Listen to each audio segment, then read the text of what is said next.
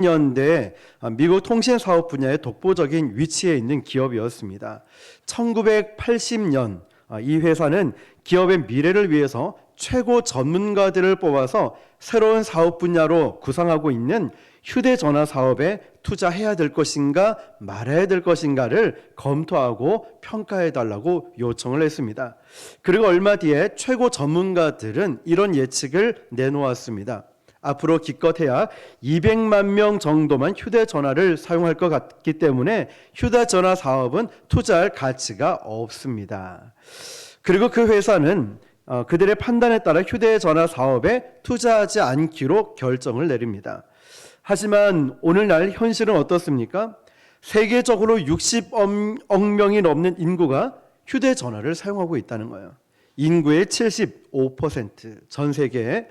이렇게 최고 두뇌 집단이라고 불렸던 사람들의 예측은 빗나갔고 미래를 내다보지 못한 채 그들의 판단만 신뢰했던 이 기업은 결국 통신사업 주도권을 완전히 빼앗기게 되었습니다. 아무리 똑똑하다고 한들 인간의 예측과 판단에는 한계가 있다는 사실을 다시 한번 절감하게 됩니다. 사람의 평가는 참고의 대상이지 절대적인 신뢰의 대상이 아니라는 것이죠. 그 평가가 우리의 가치나 삶의 방향을 결정할 수 있는 것은 아니라는 것입니다. 그래서 우리 인생에 일어나는 모든 일들 가운데는 하나님의 주권이 있음을 믿으시길 바랍니다. 교회를 비롯해서 교회 공동체 모든 사람들 만날 때마다 그 안에는 하나님의 섭리와 하나님의 주권이 있다는 걸 믿으시길 바랍니다. 다니엘은 15살의 나이에 바벨론 포로로 끌려갔고 그런데 다니엘은 하나님의 뜻대로 살기로 결심을 하였습니다. 그리고 그 어린 나이에 뜻을 정한 인생이 얼마나 멋지고 파워풀한 인생인지 포로로 끌려갔음에도 불구하고 이름도 바벨론식의 이름에 짓고 언어와 학문도 바벨론 것으로 습득하게 되었어요. 그렇지만 이 다니엘은 영혼만은 바벨론의 영혼이 되지 않겠다라는 이 결심을 하게 된 것입니다. 우리도 이 땅을 살아가면서 하나님, 나는 절대로 세상 가운데 속해 살지 않겠습니다. 세상에서 살아가지만 저의 믿음, 저의 신념, 하나님을 향한 이 사랑만큼은 어떤 상황에도 지키겠습니다. 하나님 앞에 부끄럽지 않는 삶을 살아가겠습니다.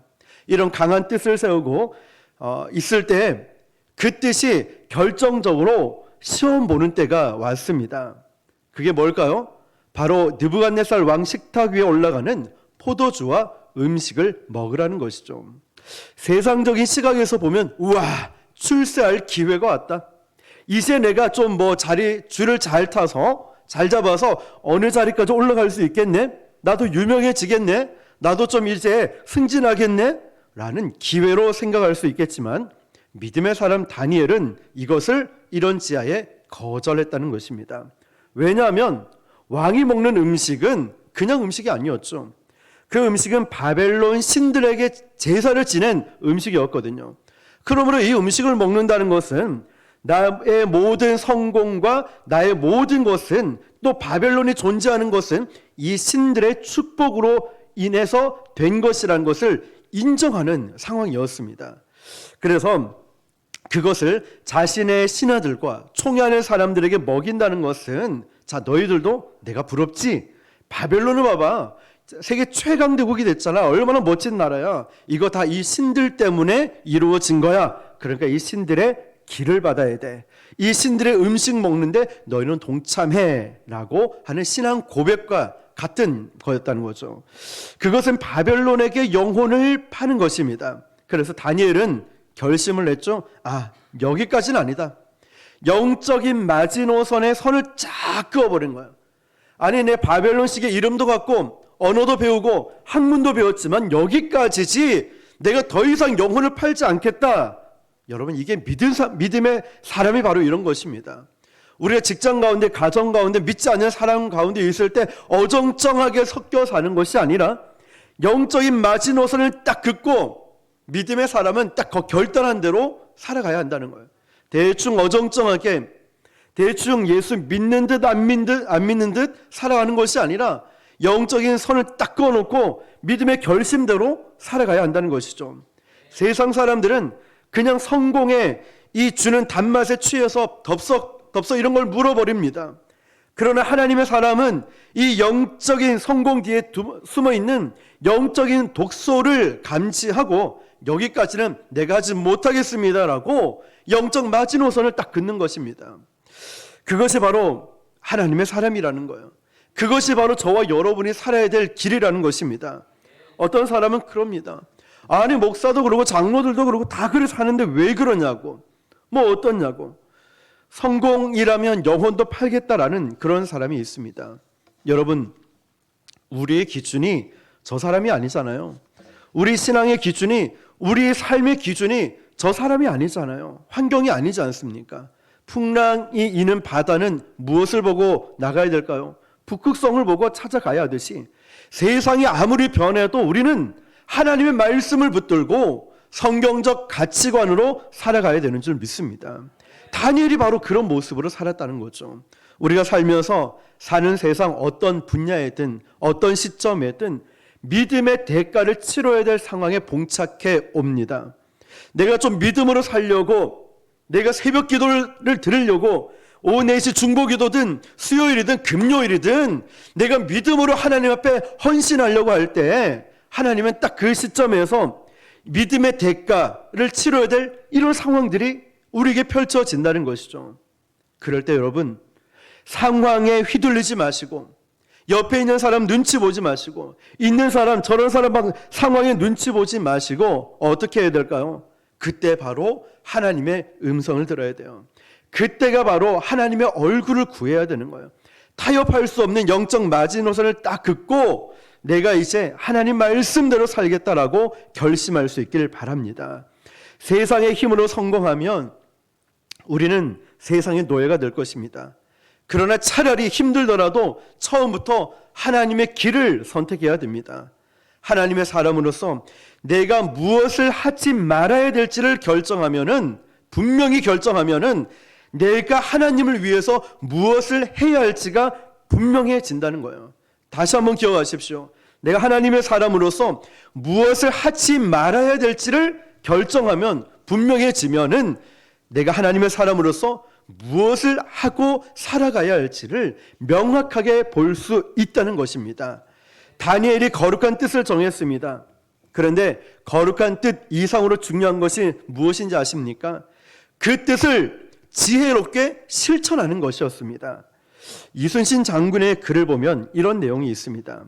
세상에서 용기와 열정은 있지만 지혜와 전략이 없는 장군은 자기 부하와 자기 나라까지도 도탄에 빠뜨릴 수 있다. 무슨 말일까요? 원균도 애국심이 굉장히 높았고 용맹하고 열정이 넘치는 장군이었습니다.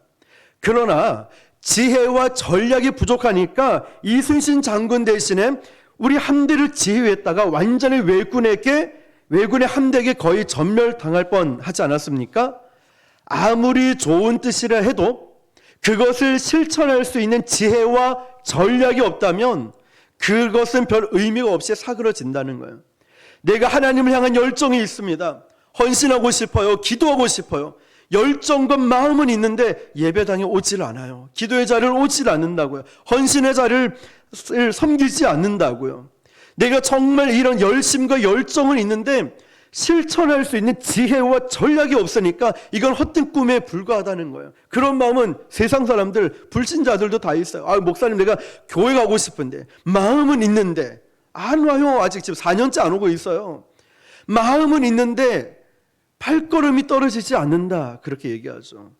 오늘날 많은 그리스도인들이 세상 속에 원균처럼 싸우고 있어요.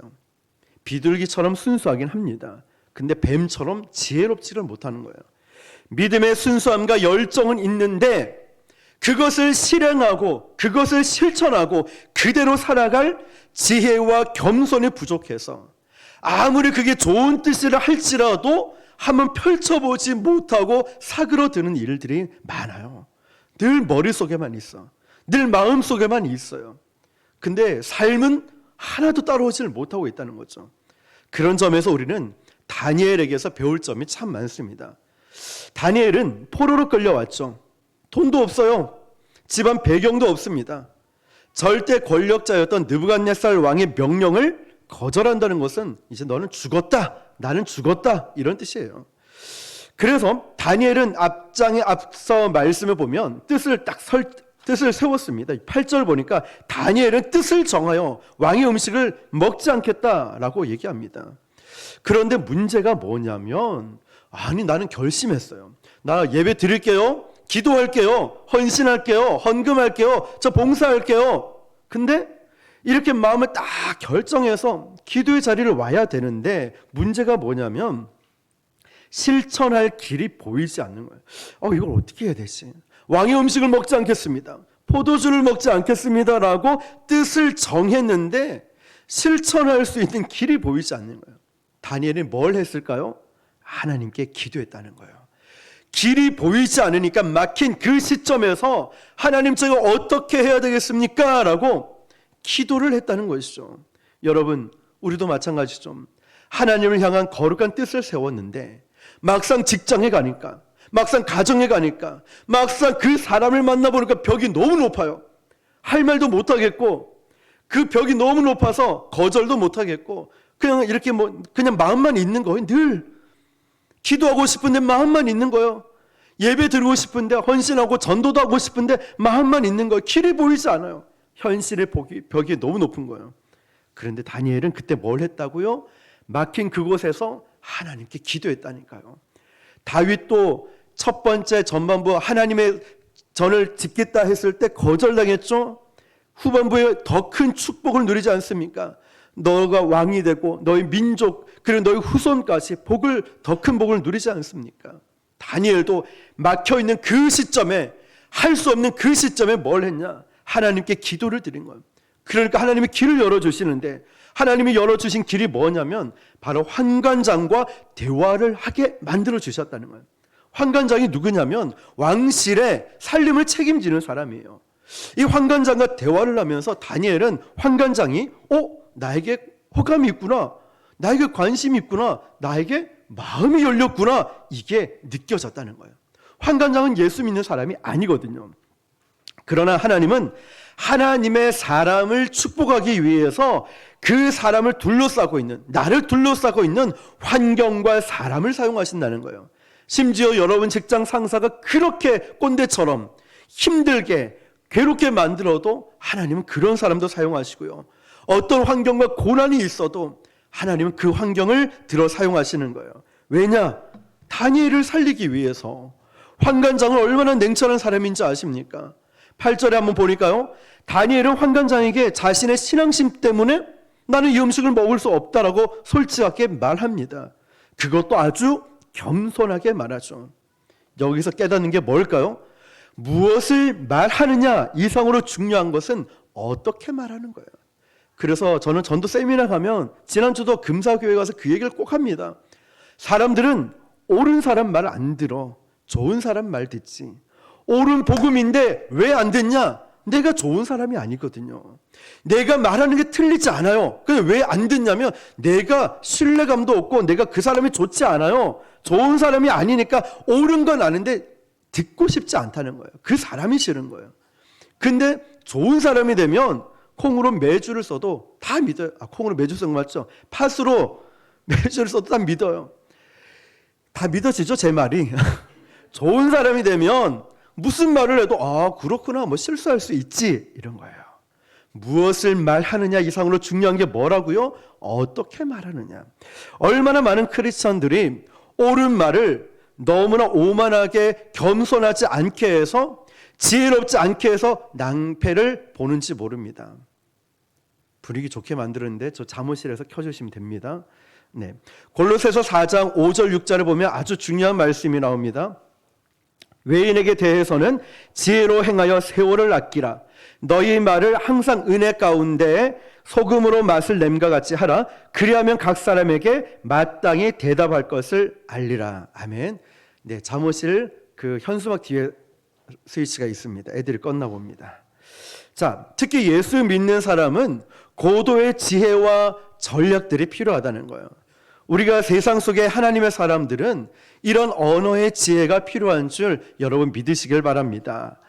저에게는 또 여러분에게 이런 지혜롭게 말할 수 있기를 주님의 이름으로 축원합니다. 하지만 그 온유하고 지혜로운 말만으로 환관장이 설득을 당한 것은 아니겠죠. 왜냐하면 사실 보잘것없는 노예 소년이었던 이 다니엘의 신앙심 하나 지켜주려고 환관장이 자기 목을 내걸 이유가 있겠습니까? 아니 그 다니엘이 뭐라고, 그 소년 중에 한 사람 그 뭐라고 도와줄 이유가 뭐가 있겠냐라는 거죠. 환관장은 냉철한 사람이었어요. 냉정한 사람이었다고요. 그런데 그 온유하고 지혜로운 말로만 설득당한 것이 아니라 포로로 끌려온 이 소년들 중에서 불쌍한 사연 없는 사람이 있겠습니까? 아니 저는 억울합니다. 제가 나이가 몇 살인데 제가 뭐 하다가 끌려왔는데 억울한 사람이 있겠죠. 사연 다 있을 겁니다. 그 아이들의 사연들을 일일이 다 들어주다 보면 어떻게 이 큰 살림을 끌고 갈 수 있을까요? 그 무서운 왕의 비유를 어떻게 맞출 수 있을까요? 환관장은 냉정한 사람이었습니다. 그래서 이 노예 소년들의 안타까운 사연들을 이런 지하에 딱 잘라버릴 수 있어요. 그만 말해. 무슨 말이야? 너만 억울해? 너만 사연 있냐? 그렇게 말하면서 이런 지하에 자를 수 있다는 거죠. 그런데 다니엘은 지혜롭게 말을 했음에도 불구하고 환관장 마음이 안 바뀔 수도 있는데 이상하게 환관장이 네 앞에만 서면 내 마음이 왜 이렇게 작아지지? 왜 이렇게 감동이 되지? 왜 이렇게 은혜가 되지? 다니엘에게만 해서는 환관장 마음이 달라졌다는 거예요.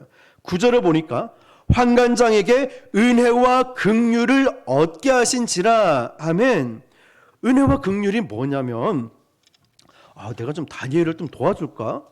저 소년이 왜 이렇게 불쌍해 보이지? 막 긍휼의 마음과 불쌍히 여기는 마음이 냉정한 사람 환관장 마음에 막 마음이 요동치기 시작하는 거예요. 여러분, 이 따뜻한 마음을 자꾸 느끼게 되는 거예요. 왜 그렇게 가능했을까요? 누가 이 마음을 주셨을까? 사람은요, 그냥 괜히 싫은 사람이 있어요. 똑똑하고 잘생기고 학벌 좋고, 그런데 그래서 더 싫은 사람이 있어요. 엄치나 금수저. 괜히 마음이 이렇게 막 부담이 느껴지고 좋지 않은. 그런데 어떤 사람은 학벌도 별로 좋지 않고 백도 없고 외모도 아닌 것 같고 모든 게 좀 어설퍼 보이고, 그런데 왠지 그 사람이 참 좋은 사람처럼 느껴질 때가 있어요. 이런 사람은 조금 실수를 해도 아이고 뭐 그럴 수도 있지 이러면서 막 받아주고 품어주고 이해해주고 그 긍휼과 은혜의 마음이 생기는 거예요. 다니엘한테 이런 긍휼과 은혜의 마음을 느끼도록 누가 환관장의 마음을 열어줬을까요? 하나님이 마음을 만져주셨다는 거예요. 여러분, 저는 이런 은총이 저와 여러분에게 있길 축복합니다. 때로는 우리가 지혜롭게 말 못할 수 있고요, 전략도 없고 뭐 앞뒤 안 가리고 우리가 말할 수도 있어요. 그런데 그 말도 잘해야 되지만 받아들이는 그 마음을 움직이는 분이 누구시라고요? 하나님이시라고. 하나님께서 환관장의 마음을 만지니까 은혜와 긍휼의 마음이 생기더라는 것이죠. 저는 저와 여러분에게 또 여러분의 자녀들에게도 이런 은총이 있길 축원합니다. 사람들이 자꾸 일을 도와주고 싶게끔 그렇게 만드는 거예요. 하나님이 그 마음을 주셨다는 거예요. 10절 보니까 환관장에게 다니엘이 뭐라고 얘기하냐면 내가 내 주 왕을 두려워하노라. 이 말은 정석이에요. 사람이 무엇을 두려워하느냐에 따라서 그 사람의 인생관이 나옵니다. 여러분, 이제 말씀의 주제에 이제 접근해 가죠. 사람이 무엇을 두려워하느냐에 따라서 그 사람의 인생관이 보여요.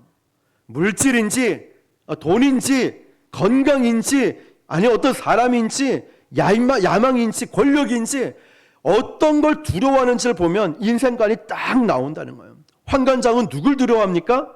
느부갓네살 왕을 두려워해요. 왕이 최측근이었습니다. 가장 가까이서 왕을 보니까 왕이 얼마나 무서운 사람인지 그게 느껴지는 거예요. 이 왕은 바벨론 왕이었죠. 바벨론 왕까지 등극하기 위해서 얼마나 피부림 나는 칼싸움들을, 전쟁들을 치렀겠습니까? 이 왕이 됐다는 건 보통 사람이 아니라는 거예요. 이 왕의 실체를 가장 옆에서 보니까 찍소리도 못하게 있어야 되는 상황이었어요.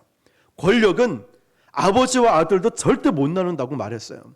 우리가 사무엘 상하에서 다윗과 가장 흡사한 아들 압살롬이 아버지 다윗을 죽이려 하잖아요. 왕이 오르려고.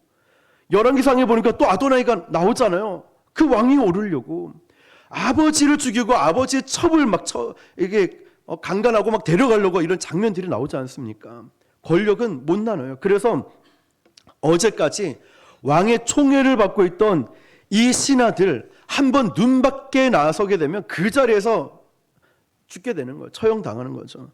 그래서 환관장은 남들 보기에는 야 좋겠다, 높은 자리에 있어서 왕의 최측근으로 좋겠다, 돈도 많이 받고 잘 살겠지.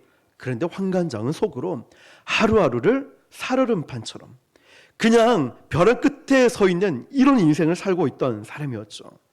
얼마나 이 왕이 무서웠던지 내 주라고 얘기합니다. 내 주. 자기 인생의 주인이라고 얘기해요. 환관장이. 내 인생의 내 목은 환관장에게 달려있다라고 말을 한 거죠. 얼마나 눈칫밥을 먹고 얼마나 힘든 인생을 살았으면 그런 고백을 할까요? 그러나 다니엘은 달랐습니다. 다니엘은 자기 인생의 주인이 왕이 아니라고 합니다. 다니엘은 자기 인생의 주인이 누구라고 고백합니까? 하나님이라고 고백하죠. 여러분의 인생의 주인은 누구십니까? 여러분의 인생의 주인은 누구십니까? 정말 하나님이라고 고백하고 하나님 중심으로 살아가고 계십니까? 아니면 가족 중, 아니면 자녀들이나 돈이나 권력이나 물질, 세상적인 것이 내 주인이 되어 있습니까? 우리는 내 주인이 누구냐에 따라서 내 인생의 태도가 달라지는 거예요. 우리가 정말 하나님을 위해 살아간다면 까짓것 내가 정말 예배에 목숨 걸지, 기도에 목숨 걸지, 전도에 목숨 걸지, 코로나에 있어도 어떤 분은 정말 죽으면 죽으리라 이런 마음처럼 살아가는 사람도 있고요. 여러분, 내 인생의 주인이 누구냐에 따라 이 인생을 대하는 태도가 달라진다는 거예요. 교회를 대하는 태도, 예배를 대하는 태도, 기도하는 태도가 달라지는 거예요. 왜냐하면 내 인생은 하나님께 있으니까. 문제가 있을 때마다 하나님께 달려와야죠. 아픔이 있으면 하나님께 달려와야죠. 환관장이 누굴 두려워합니까? 느부갓네살 왕. 그가 내 인생의 책임자 주인이라고 고백하는 거예요. 하지만 다니엘은 달랐습니다. 그러니까 이 환관장은 다르네. 뭔가 살아가는 방식이 다르네. 이러면서 다니엘에게 자기 속사정을 다 얘기를 하는 거예요. 그 15살밖에 되지 않은 아이한테, 소년한테 환관장이 얘기를 하는 거예요. 왕이 너희들 식사를 지정해 줬는데 너희들에게 최고의 것을 먹이기 위해서 최상의 컨디션을 만들려고 했는데 만약 너희들이 그 음식을 안 먹고 너희가 초췌해지고 그러면 책임자인 나는 직장을 잃는 게 아니라 난 거기서 처형당해서 죽어버려. 진짜야. 이렇게 얘기하는 거죠. 왜냐? 역사에 보면 느부갓네살 왕이 정말 성미가 있는 사람, 정말 거친 사람. 예를 한 가지 들면 음식 스프에 간이 안 맞다고 해서 요리하는 사람을 그 자리에서 다 처형한 사람이 느부갓네살 왕이었다는 거죠. 환관장이 이런 걸 너무 잘 아니까 막 두려워 떨고 있는 거예요. 자기 방어 본능이죠. 난 죽어. 너희들 잘못되면 난 죽어. 너 신앙 양심도 중요하지만 내가 죽는다니까 나를 좀 이해를 해줘 라고 말하는 거예요. 저는 그런데 이 환관장이 보잘것없는 이 노예 소년한테 자기의 사정을 얘기하는 게 참 놀랍지 않습니까? 나이가 비슷하면 몰라. 연장자도 아닌 저도 저보다 나이가 어리면 같은 목사끼리라 해도 나이가 어리면 잘 얘기를 안 하게 되더라고요. 그런데 이 속마음을 얘기한다는 게 이게 참 쉽지가 않거든요. 그러면 만약에 얘기를 한다 쳐도 처음부터 무슨 소리야, 주는 대로 먹어, 먹기 싫으면 너 그냥 끝내버리면 되지, 이렇게 말할 수도 있었을 거예요. 그런데 이 소년한테 와가지고 앞에 딱 앉아가지고 나 좀 이해해줘 라고 그러면서 나도 너를 좀 도와주고 싶지만 좀 나를 이해해달라고 말을 하는 거죠. 그러니까 다니엘은 이게 지금 거절당하는 거지만 가능성을 본 거예요. 다윗이 하나님의 전을 지켰습니다. 거절당했지만 다윗은 하나님을 끝까지 신뢰해서 후반부에 뭐라 하죠? 다윗을 위해서, 다윗의 자손을 위해서, 다윗의 민족을 위해서 하나님이 복을 주시지 않습니까? 다니엘도 지금 환관장의 거절이 그냥 거절이 아니라 긍정적인 거절인 걸 알았어요. 이 다음에 기회가 있다는 걸 알았죠. 그래서 다니엘도 처음부터는 쉽게 이걸 되리라고 생각하지 않았어요. 어느 정도 다니엘도 예상했어요. 그래서 두 번째 작전이 시작이 됩니다. 11절 보니까 두 번째 사람이 등장하는데 감독이 등장합니다. 축구 감독 아닙니다. 감독이 등장하는데 새로운 인물이 나오죠. 이 사람은 환관장의 부하였다는 거예요. 환관장이 일이 많으니까 다니엘과 그 세 친구, 그 포함해서 많은 인재들을 담당하는 사람 중에 한 사람이었어요. 그 감독에게 가서 이제 다니엘은 두 번째 작전을 펼칩니다. 왜냐하면 다니엘이 첫 번째 환관장에게 얘기를 했을 때 생각보다 잘 받아주네, 반응이 괜찮네 라는 걸, 긍정적인 걸 알았기 때문이죠. 자, 나도 너를 돕고 싶다. 그렇지만 내 사정을 좀 이해해줘 라고 말해서 다니엘은 닫힌 문, 막힌 문 속에서 뚫린 문, 열린 문을 보게 된 거예요. 여러분, 우리도 하나님께서 나에게 시험을 주실 때 문을 꽉 닫아놓고 난 절대 너에게 열지 않을 거야, 난 절대 너에게 복을 주지 않을 거야, 난 절대 너를 좋게 보지 않을 거야, 이러시지 않아요. 닫힌 문 속에 하나님은 길을 내주시는 분이에요. 닫힌 문 속에 우회, 돌아가라고, 닫힌 문 속에 열린 문을 허락해 주시는 분이에요. 그리고 하나님께서 우리에게 선한 뜻을 실천할 때 우리가 그래 너 예배 드린다고, 너 기도한다고 길을 쫙 열어주지 않아요. 그러지 않으신다고요.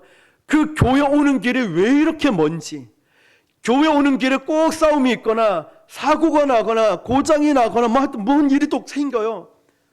평소에 예배 잘 드릴 땐 괜찮은데 내가 딱 결심을 하고 나면 새 가족들이 그런 많죠. 그런 일들. 아니면 우리가 전도하겠다, 하나님 앞에 내가 정말 헌신하겠습니다, 기도하겠습니다, 딱 결단하고 오면 그날이 장날인 거예요. 그날 마음 상하고, 그날 기도도 안 되고, 그날 은혜도 안 되고, 그날 왜 이렇게 힘든 일들이 오는지 몰라요. 여러분, 장애물이 있어요. 장애물이. 여리고성이 있다고요. 그걸 넘어야 약속의 땅에 들어가는 거예요. 그런데 이 장애물은 절망의 문이 아니라는 걸 기억하십시오. 그래서 다니엘이 뭘 했습니까? 그 문 앞에서 기도했다니까요. 그 벽 앞에서, 문 앞에서, 막힌 곳, 닫힌 곳에서 다니엘은 더 간절히 기도하니까 그 자리에서 하나님이 아이디어를 주시고 지혜를 주셨다는 거예요. 그래서 다니엘이 가서 어떤 하나님 지혜를 주셨냐면 환관장 부하인 감독에게 가서 말을 합니다. 또다시 저는 신앙심 때문에 바벨론 신에게 바쳐졌던 왕의 음식을 먹지 못합니다.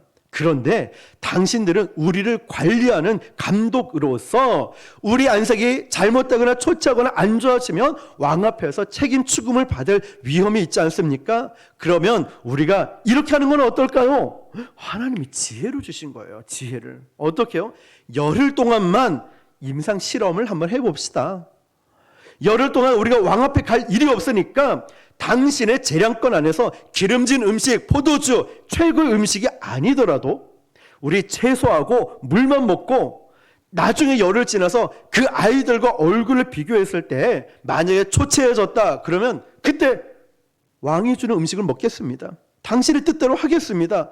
기가 막힌 제안을 하는 거예요. 뭐냐면 감독도 배려하고 하나님의 주신 신념도 타협하지 않는 절묘한 아이디어, 지혜를 하나님이 주셨다니까요. 그 막힌 문에서, 닫힌 곳에서, 억울한 곳에서, 힘든 그 자리에서 하나님 나 힘듭니다, 나 억울합니다, 나 답답하다고요 기도하니까 하나님이 생각지도 못한 지혜를 주시는 거예요. 생각지도 못한 아이디어를 주신 거예요. 뭘 해야 되겠습니까? 기도해야죠. 기도하면서 뭘 해야 될까요? 물어봐야죠. 하나님 저 힘든데, 억울한데, 피곤한데 어떻게 해야 되겠습니까? 물어보셔야죠. 그러니까 여러분, 우리가 세상을 살면서 우리 신앙을 타협하면 안 됩니다. 코로나라는 그럴듯한 이유, 또 바쁘다는, 피곤하다는, 아니면 뭐 환경이 안 좋다는, 환경이 좋아지고 코로나 이런 거 다 그냥 아무것도 없고 좋은 환경 속에서 잘할 것 같지만 그게 아니더라고요.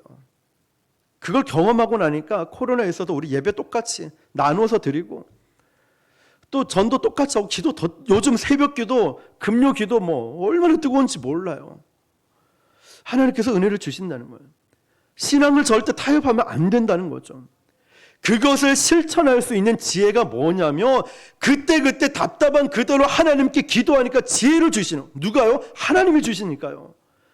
이게 얼마나 큰 은혜인지 모릅니다. 사실 환관장이 다니엘을 도와주고 싶어 하니까 환관장의 부하였던 감독도 그 제안을 받아들였죠. 그래, 다니엘, 그 친구들 나도 도와주고 싶어. 호의 가운데 좋은 분위기 속에서 절묘한 실험이 시작돼요. 며칠 동안요? 10일, 딱 열흘 동안. 여기서 뭘 깨달을까요? 모든 믿음의 사람은 비전이 이루기 전에 믿음의 시험 기간을 거친다는 사실이에요. 여러분, 시험을 너무 부정적으로 보지 마세요. 내가 기도하기로, 예배 드리기로, 하나님 앞에 뭘 헌신하기로, 이런 하여튼 여러 가지가 있을 거예요. 내 나름대로 결단, 이 비전, 하나님을 위해서 중요한 게 뭘까요? 바로 그 비전을 이루기 위해서는 믿음의 시험 기간이 있다는 사실이에요. 시험 없이 이걸 이루지 않아요. 시험 없이 승승장구하지 않아요. 시험 없이 기도, 예배 모든 게 뭐 순조롭게 이루어지지 않아요. 어려움도 있다니까요. 환난도 있다고요. 평탄하지만은 않아요. 공부 잘하는 학생은 시험을 기다립니다. 왜요? 시험을 치니까 자기 실력이 나타나죠. 운동 잘하는 선수 경기를 기다립니다. 올림픽 기다리는 거예요. 경기를 해야 자기 실력이 드러나거든요. 믿음의 사람은요, 세상에 영향력을 미치려면 반드시 시험을 통과해야 되는 거예요. 두려워하지 마십시오. 억울해하지 마십시오. 답답해하지 말라는 거예요. 그 시험을 통해서 저와 여러분은 하나님의 영광을 오히려 세상에 보여주는 그런 계기가 될 것입니다. 여러분, 고난이 있습니까? 아프십니까? 억울함이 있어요? 문제 가운데 있습니까? 그때 바로 기도하면서 하나님의 인도하심을 구하십시오. 오히려 그게 역전케 되어서 하나님의 영광을 드러나는 계기가 될 것입니다. 이렇게 해서 며칠 동안 테스트를 받죠? 열흘 동안, 10일이에요. 이 결과를 통해 얻은 신뢰를 가지고 그는 3년 동안을 확보하게 됩니다. 세상에서 하나님의 일을 이루어 나갈 때 우리가 보기에 다니엘이 벼락 출세한 것 같죠? 근데 잘 보면 그게 아니에요. 실제로 보면 환관장을 만나서 어려움이 있었고 감독을 만났고 나중에 느부갓네살도 만나면서 과정이 있고 나서 그가 출세를 한 거지 한 방에 출세를 하지 않았어요. 요셉도 노예가 되었고 감옥에 갔고 그 다음에 과정을 거치고 총리가 되었죠. 다윗도 광야가 있었죠. 모세도 광야가 있었죠. 사도 바울도 마찬가지죠. 많은 부분들이 그런 과정을 통해서 한 사람 한 사람 신뢰를 조금씩 얻어가다가 그 결과가 터지게 된 거예요. 이루게 된 거예요. 저는 말씀을 준비하면서 이 점을 참 귀하게 생각합니다. 우리 교회가 벼락 부흥을 경험하는 게 아니라 갑자기 몇백 몇천 명 되는 것이 아니라 한 사람 한 사람을 세워간다는 것, 늘 그 마음이 있어요. 이분도 섬기고 기다려주고 인내해주고 저분도 품어주고 기다려주고 인내해주고. 제가 뭐 목사지만 목사가 말한다고 요즘 바뀌겠습니까? 아닌 거 알아요. 저는 익히 너무 잘 알아요. 제가 뭐 정확하게 말한다고 해도 바뀌는 게 아니고 하나님의 성령께서 그 마음을 만지셔야 되는 거예요. 기도하면서 기다리는 거예요. 때론 감동이 올 때 얘기를 해야 되겠죠. 할 말은. 그렇지만 제가 바꾸려고 하지 않아요. 성령께서 하셔야죠. 그러면서 처음부터 잘하는 사람 어디 있습니까? 저도 마찬가지고 한 분씩 한 분씩 세워가면서 저도 부족하고 우리도 부족하니까 그러면서 만들어 가야 된다는 거죠. 그러니까 여러분, 나중에 큰 일이 터졌을 때 바벨론의 모든 관리들이 다니엘을 도와주려고 막 모여들었다는 것이죠. 여러분, 그래서 우리는 세상 속에서 작은 일에 신뢰를 받아야 돼요. 장애가 있고 아프고 돈 없고 뭐 직장도 변변치 않고 이런 사람을 무시하고 함부로 대해서는 절대로 안 됩니다. 하나님께서 우리 교회에 어떤 영혼을 보내주시든 간에 귀한 영혼이라는 거죠. 소중한 영혼인 거예요. 아프고 힘든 분들이 오셨을 때 이번에는 또 어제는 또 이제 전라도에서 이제 전도사님이 이제 좀 아픈 분이 이제 자꾸 온다고 오지 말라고 했는데 자꾸만 온다 그러는데 엄마한테 이제 전화가 온 거예요. 좀 말려달라고. 근데 참 그 연락을 받기 전에 이 생각이 든 거예요. 하나님은 어떻게 전국적으로 이제 사역자까지 아픈 분을 우리에게 보내주시나? 이런 생각이 들어요. 이제 성도가 아니라 사역자까지 이렇게 보내주셔가지고 그랬는데 마침 그 어머니가 연락이 와서 우리 아들이 전화 오면 이제 받지 마시고 우리 아들이 좀 아프니까 그런 것 같은데 제가 잘 타이를 테니까 목사님 좀 기다려 달라고. 얼마나 감사한지 몰라요. 어쨌든 여러분, 중요한 건 이 작은 일에 성도들에게 신뢰를 받아야 되고 세상 사람들에게도 신뢰를 받아야 돼요. 어떻게요?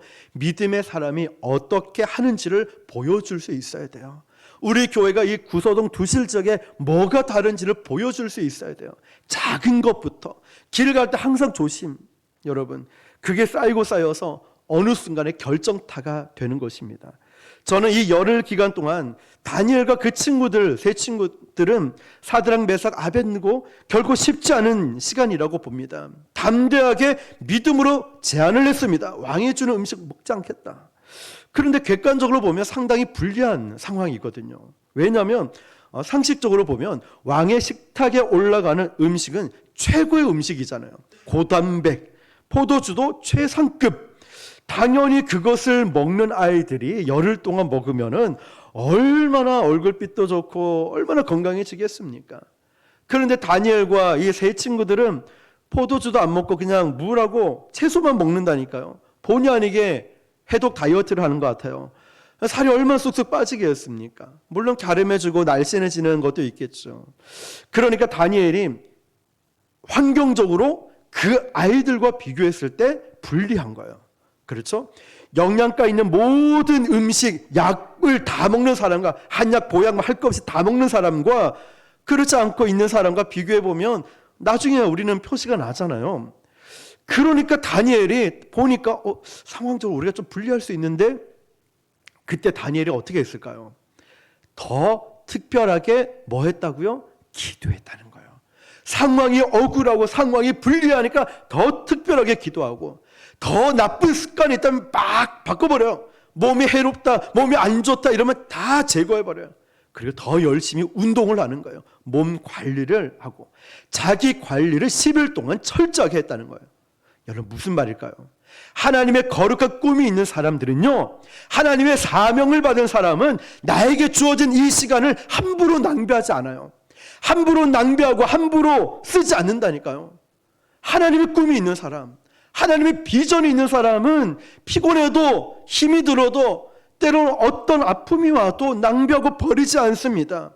자기 시간, 에너지 함부로 쓰지 않고 하나님의 거룩한 뜻, 이 사명을 위해서 철저하게 자기를 다듬고 준비하는 사람이에요. 목회는 장기전이라고 하잖아요. 제가 막 100km 넘고 할 때 자꾸만 그 얘기를 옆에서 해요. 장기전이라고 자꾸만 장기를 달라는 건지 장기전으로 자꾸만 그렇게 얘기하는 거예요. 그래서 저는 지금 깨달아져요. 지금 그나마 하나님께서 건강을 이렇게 또 회복시켜 주시니까 그게 그런 뜻이었구나. 하나님의 꿈, 사명이 있는 사람은요, 준비를 해야 돼요. 내가 그걸 만들어 가도록 준비를 해야 된다는 거예요. 굉장히 중요한 말씀이죠. 고린도전서 9장 25절 보니까 이기기를 다투는 자마다 모든 일에 절제하나니.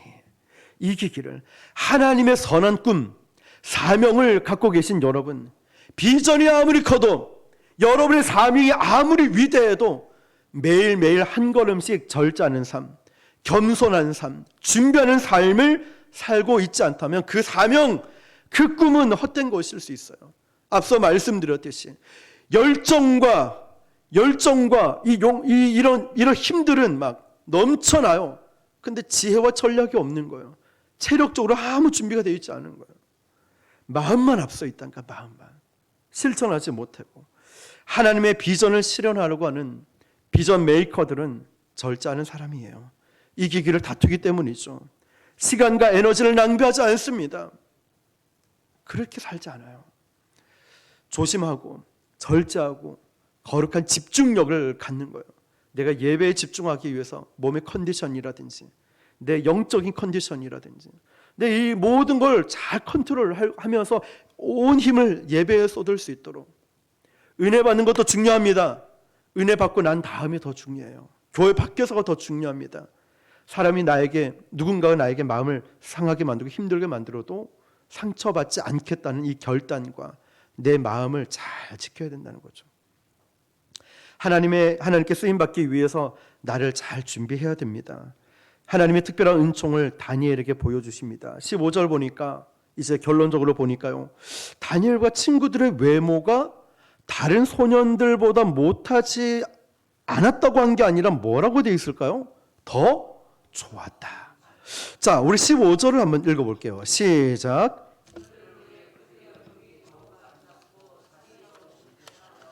왕의 음식을 먹는 다른 소년들보다 더 좋아 보인지라. 아멘.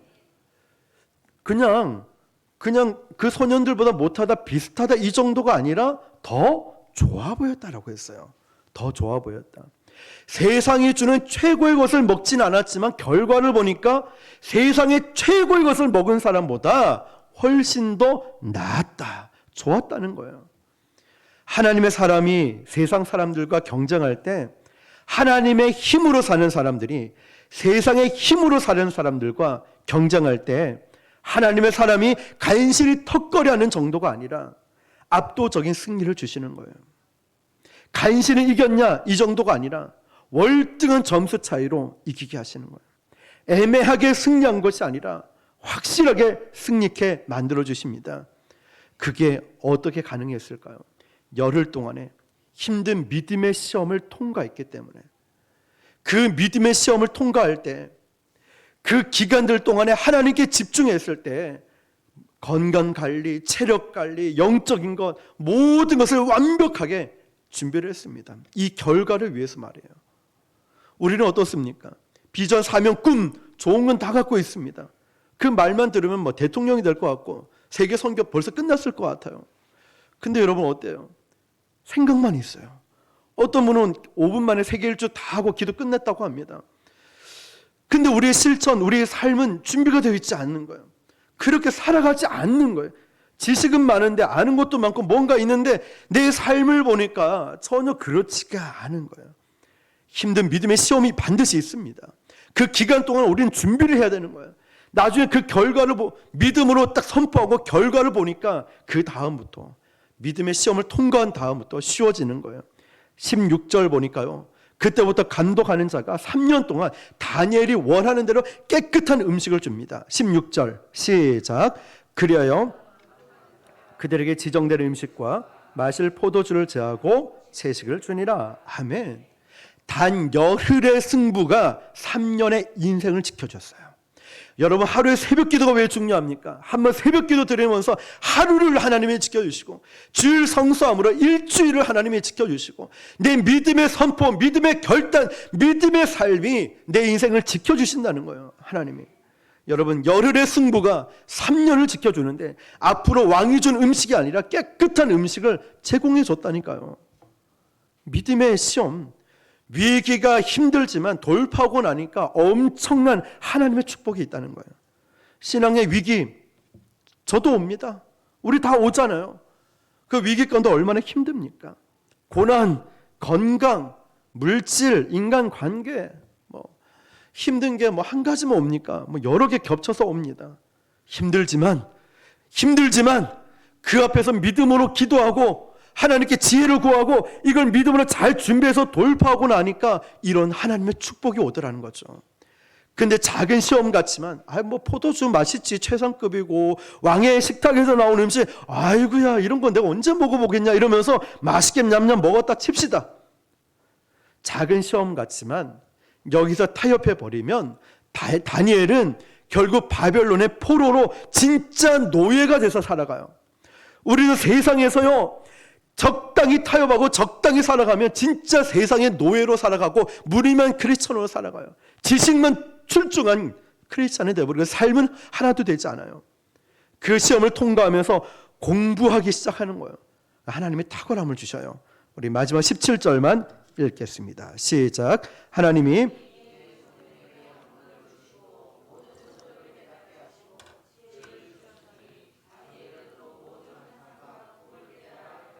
아멘.